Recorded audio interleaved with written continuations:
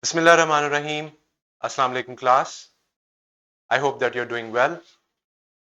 Now for English 9, my dear learners, we are done with unit number 1. We covered so many different SLOs of different competencies like grammar, vocabulary, reading and critical thinking. We covered students' learning outcomes from our competency of oral communication, and also we saw some SLOs of writing. We covered all these with examples. We provided you with your worksheets, skill sheets, question banks. So you might want to go through them again, solve them if you have not solved them, and then submit it in the group. Now this is very important that you solve the worksheets that are given so that you can evaluate yourself and you can take suggestions and markings about any confusion. Now, my dear learners, as you know, we are taking Cantabs English 9 as our reference book. So in that one, we are now dealing with unit number 2. We have just started it, and this will be our introductory lecture. We will introduce you with different student learning outcomes that we will be covering in this unit 2's lecture series.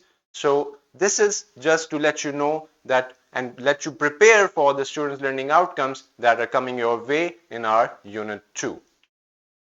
Now, the title is a visionary leader. Now, this unit is about Quaid-e-Azam's leadership. It's like a biography, and it also gives us a critical insight into his life and his leadership. Here you can see a quick overview, and by tomorrow we will start our lecture number 1 with the competency of grammar, as we always do. Now, I want your full attention here. Now, this chapter explores the life and legacy of Quaid-e-Azam Muhammad Ali Jinnah, the founder of Pakistan. We covered these key points in the book. You can see over here Jinnah's role in the Pakistan movement and his leadership qualities. We talked about the challenges faced during Pakistan's creation and Jinnah's efforts to overcome them. You have read your Pak study books. You are already familiar with the accounts, the history that happened during the creation of Pakistan, and you already are familiar with Quaid-e-Azam's leadership qualities. Jinnah's vision for a tolerant and inclusive Pakistan, then the enduring relevance of Jinnah's ideas for Pakistan that is relevant for today. Now this chapter highlights Jinnah's determination, leadership and vision in creating Pakistan. It also acknowledges the challenges faced by the nation after his death, and it emphasizes the importance of unity and following Jinnah's ideals for a brighter future. Now we know that Quaid-e-Azam Muhammad Ali Jinnah was a man of lofty ideas, big ideas. So in this chapter we will explore that. If you have read it, if not, then you can read it from the book. Now, in this lecture, let's talk about the introductory, the students' learning outcomes that we will be covering that are related to the lesson. And even if you see them just out of the lesson, they still make sense. They are your SLOs that we will be covering from different competencies. I hope that you have followed Unit 1 properly. We covered different kinds of SLOs, from grammar with parts of speech all the way to the writing, where we talked about editing and proofreading skills and also the process approach of writing as per our last lecture. Now in this lecture number 1 that we will be covering tomorrow, we'll see the students' learning outcome, which says to demonstrate knowledge and application of parts of speech in oral and written communication in varying degrees of complexity. Now again, the same SLO that we covered in our first lesson, but in this one we will explore more variation and varieties of the grammar and part of speech. And in this one we will be covering pronouns. Now you know that we use pronouns in the substitute of nouns. There are different types that we will be seeing with examples, and there are also some classroom activities and all the resources that will be shared with you. Now, next one, in the next lecture, we will be talking about another very important aspect while we are writing, which is punctuation and capitalization. We know it is very important. Now we will cover the SLO, demonstrate command of the conventions of standard English capitalization. Now in English, we have some rules that we need to follow in order to capitalize our writing properly. Now, we will be talking about those rules in lecture number 2, and we will be talking about punctuations. Now, this includes all of your punctuation marks that you are already familiar with. Can you name any punctuation mark? Students, if you want to answer this, raise your hands. All right, let me help you with this. This your full stop. Now, full stop is not an easy thing to actually do because it has some complexions, like we use it after the contraction, the short form, and we use it at the end of the sentence. We use it in so many other ways that we will be learning. Then we have our commas, our question marks, quotation marks, colons, semicolons, brackets, etc. So we will be covering all those punctuation marks with the text of any sort, any random text that we will be taking and then punctuating them accordingly. Then we will also talk about spellings, the rules of writing spellings correctly so that we do not make a mistake. Now, when we are writing different varieties of text, let's say anything, the punctuation marks, the standard capitalization rules, they are very important, and also using the correct spellings. Now, next one, in lecture number 3, we will be talking about vocabulary. Vocabulary is your group of words that you have. Through that, you can express yourselves easily. Now, let's talk about the student's learning outcome.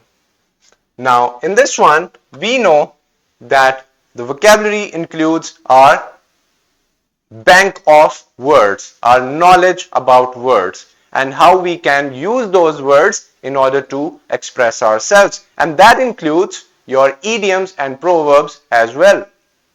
Now, we will be comprehending, understanding, and using contemporary idioms. Contemporary means, in Urdu it means hum asar.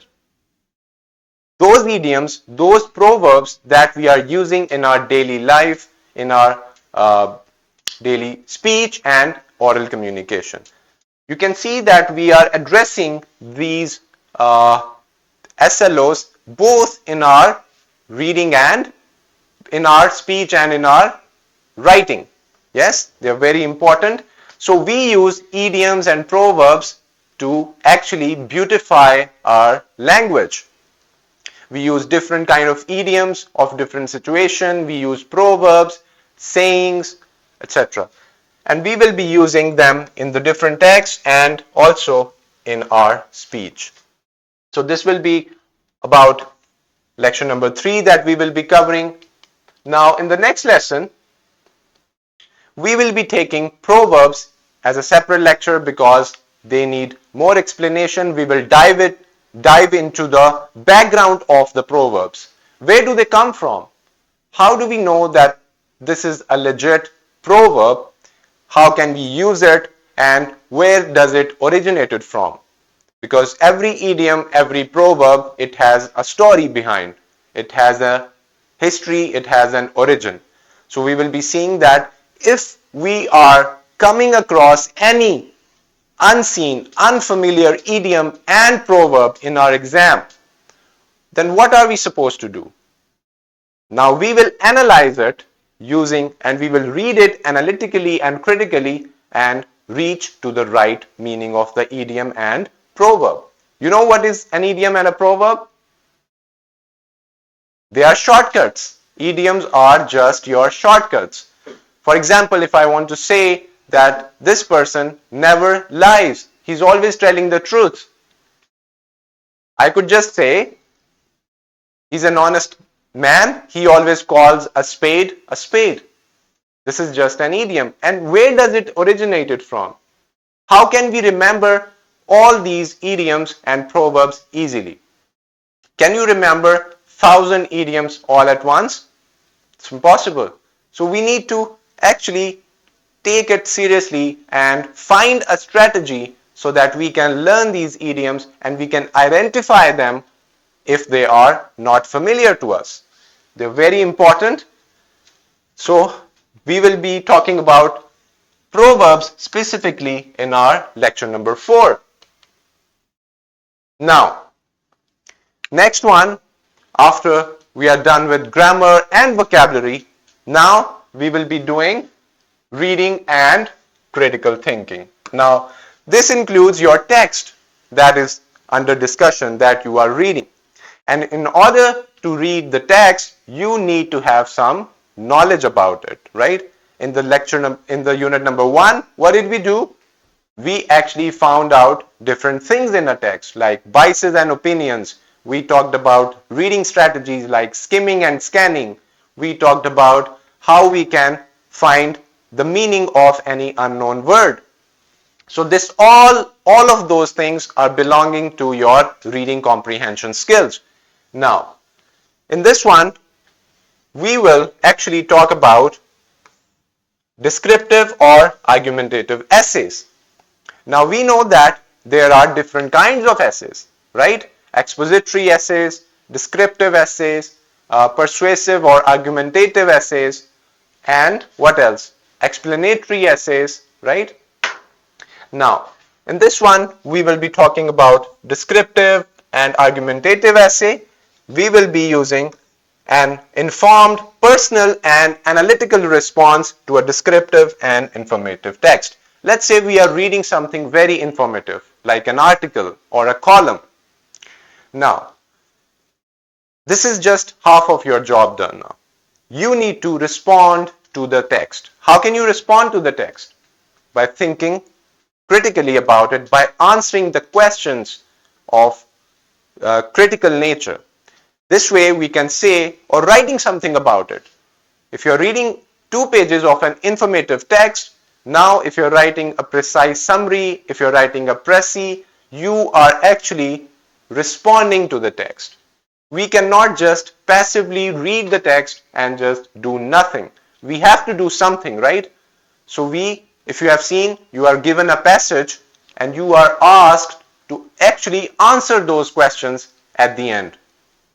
So there are some questions. How do we respond to those questions? Some require your personal opinion. Some questions are very critical.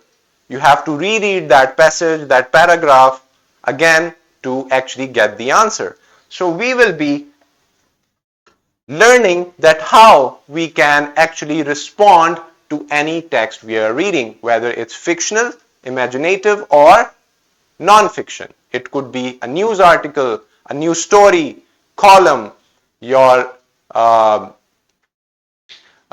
any article on your health, studies, or you could say any essay, any biography, autobiography. So all these kind of different texts need your response. So you have to be very much critical about it. You have to open your eyes clearly with a fresh pair of eyes. You can read that text and then you can respond to it.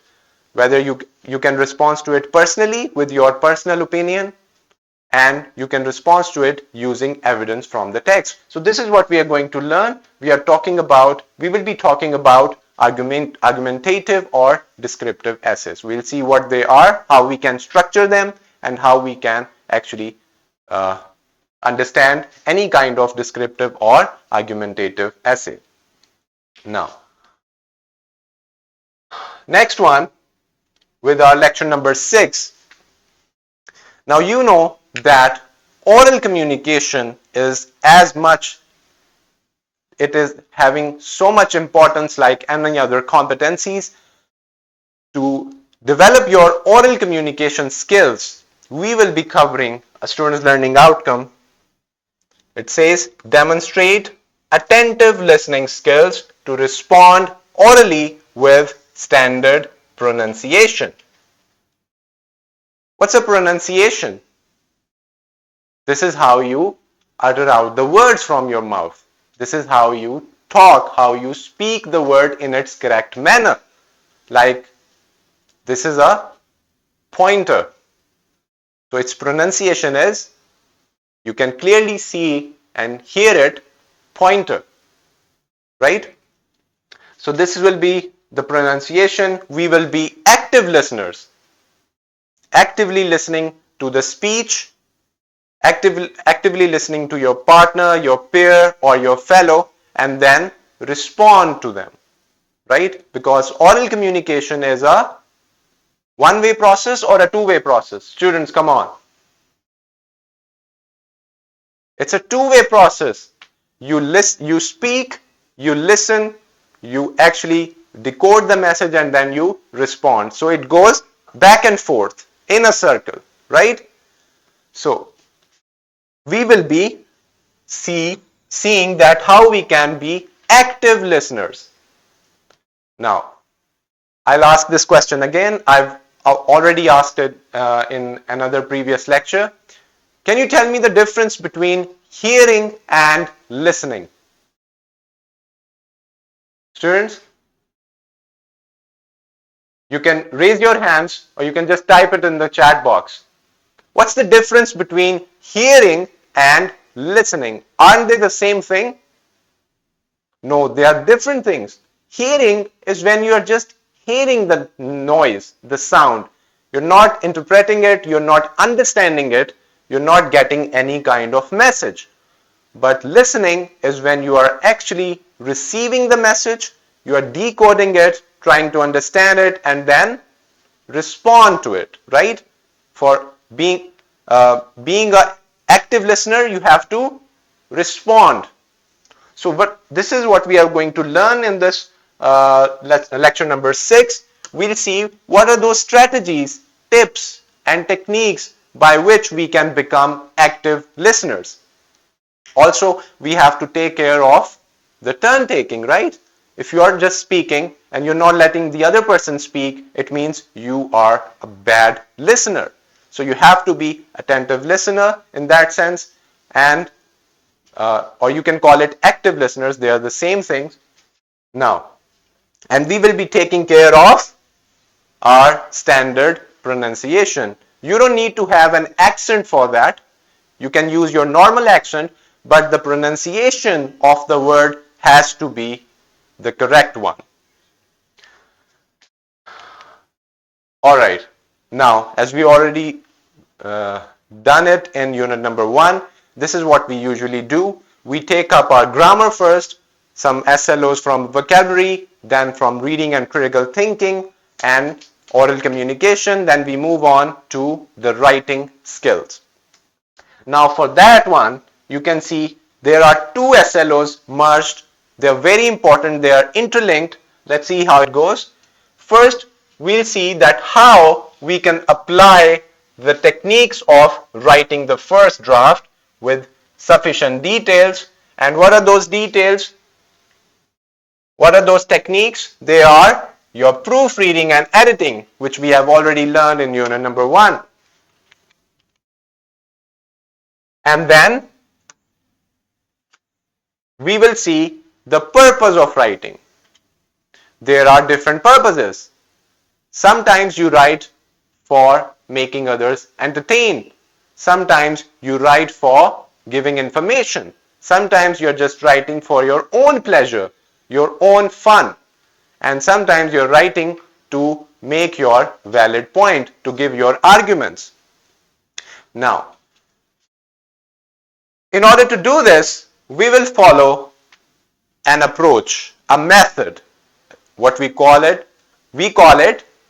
the process approach of writing. It has 3 steps. We already talked about it in unit number 1. It's pre-writing, drafting, and then post-writing. Now, in the pre-writing phase, we will be using the brainstorming, structuring, mind mapping, and other graphic organizers. And then we will also talk about drafting, free writing, and also taking notes. This is when we are preparing for the written task or written assignment. Now, what did we learn from this? Now, I want you to be prepared, start writing.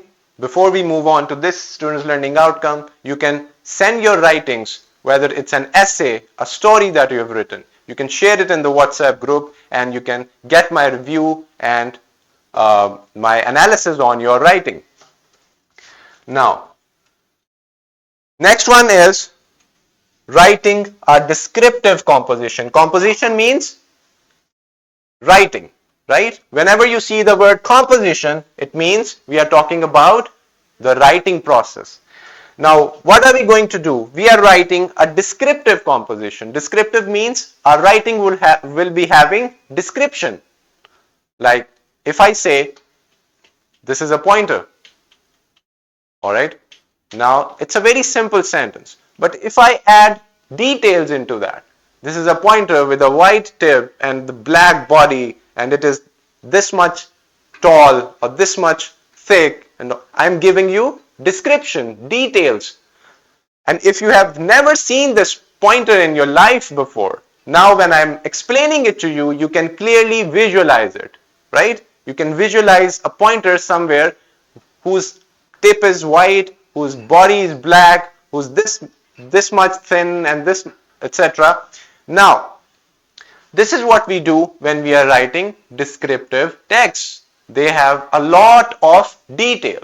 Do you want to be good writers who can write descriptively? Yes, we want to be having that skill so that we can make the reader understand that what I am talking about. So that includes, let's say, your essay on when you have visited a hill station. So I've not been there, you have been there, and you are writing an essay explaining everything, every tiny little nitty-gritties, every detail in that essay. So that would be a argumentative essay, right? No, that would be a descriptive composition, descriptive essay. It has description. Description means details, lot of details. Now, we will be learning how we can give physical description, characteristics of a person, how we can describe a person, a character, how we can describe any object, any place, and we have to follow a certain pattern. That is general to specific. You may have read so many different essays, I assume that. You can see that there is a clear pattern. First, you write a general statement, then you become very specific, very detailed and focused. So this is called general to specific writing method. Then we will be talking about punctuation, spellings, and we will be using the process approach of writing. Before we start writing, we use brainstorming technique and all those techniques mentioned over here. So this will be a very fun lecture. You don't want to miss it. You'll learn a lot and eventually you will become good writers. And this will help you not only in your real practical academic life, but this will also help you in your, obviously, I've also told you, this will help you in your academic life, in your examination, in your assignments, in your tasks, whether you just want to write essays. So this is very important. This whole process, descriptive composition, techniques, the different kind of stages, they will be very helpful. And that's it. The 7 lectures in unit number 2, we have seen that how we can cover each one of them with different competencies one by one.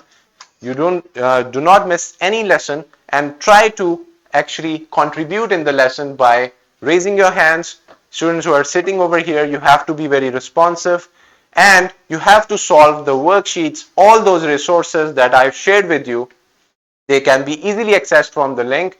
So you have to be very much responsive. Now that we are starting unit number 2, this was our introductory lecture.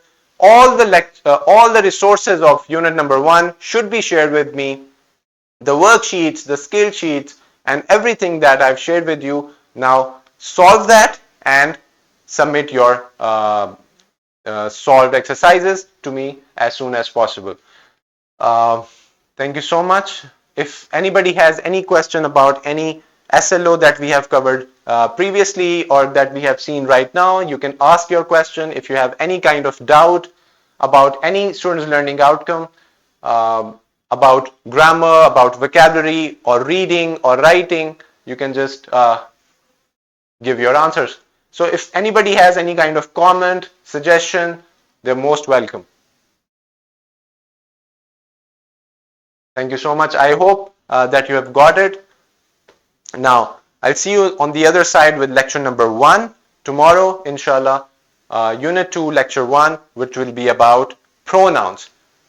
Take care of yourselves. Allah Hafiz.